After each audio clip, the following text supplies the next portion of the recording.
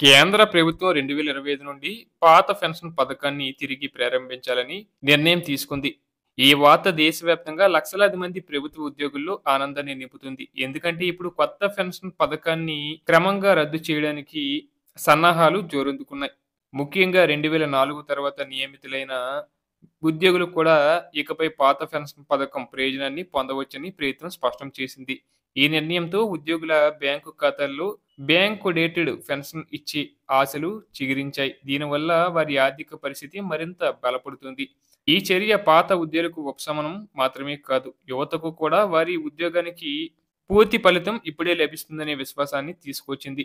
పాత పెన్షన్ పథకం తిరిగి రావడంతో ప్రభుత్వ ఉద్యోగం మళ్ళీ ఆకర్షణీయంగా మారింది.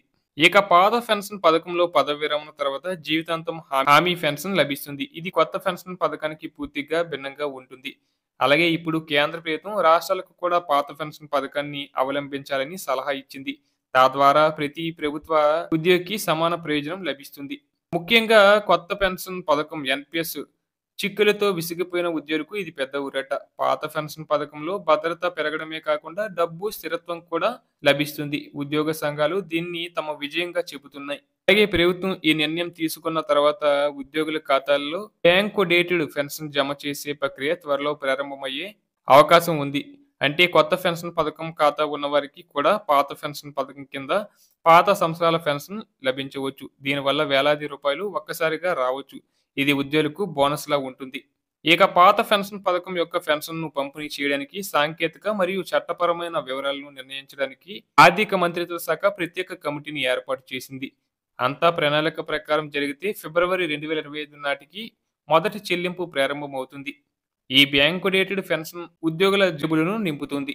అలాగే కేంద్రం నిర్ణయం తర్వాత అనేక రాష్ట్రాలు కూడా పాత పెన్షన్ పథకాన్ని మళ్ళీ తీసుకురావడానికి సన్నద్ధమవుతున్నాయి. ఇప్పటికే రాజస్థాన్, హిమాచల్ ప్రదేశ్ మరియు ఛత్తీస్‌గఢ్ వంటి రాష్ట్రాలు పాత పెన్షన్ పథకాన్ని నడుపుతున్నాయి. ఇప్పుడు కేంద్రం కొత్త జెండా ఊపడంతో మిగిలిన రాష్ట్రాలపై ఒత్తిడి పెరుగుతుంది. ఉద్యోగుల యూనియన్లు దీన్ని పెద్ద విజయంగా ప్రకటించాయి మరియు చేరిన తేదీతో సంబంధం లేకుండా ప్రతి ఉద్యోగికి పాత పెన్షన్ పథకం ప్రయోజనం లభించాలని డిమాండ్ చేశాయి. ఈ నిర్ణయం భారత ప్రభుత్వ వ్యవస్థలో కొత్త ప్రారంభాన్ని సూచిస్తుంది. అలాగే ఈ పాత పెన్షన్ పథకం తిరిగి రావడంతో కొత్త పెన్షన్ పథకం భవిష్యత్తు ఇప్పుడు సందేహంలో ఉంది. పెన్షన్ భారాన్ని తగ్గించడానికి కొత్త పెన్షన్ పథకాన్ని 2004లో తీసుకొచ్చారు. కానీ ఉద్యోగులు దీన్ని ఎప్పుడూ అనిశ్చితమైనదిగా భావించారు. ఇప్పుడు ప్రభుత్వం పాత పెన్షన్ పథకం ద్వారా శాశ్వత పెన్షన్ మోడల్ వైపు తిరిగి వస్తుంది. ఇది విశ్వాసం మరియు భద్రత రెండింటినీ ఇస్తుంది.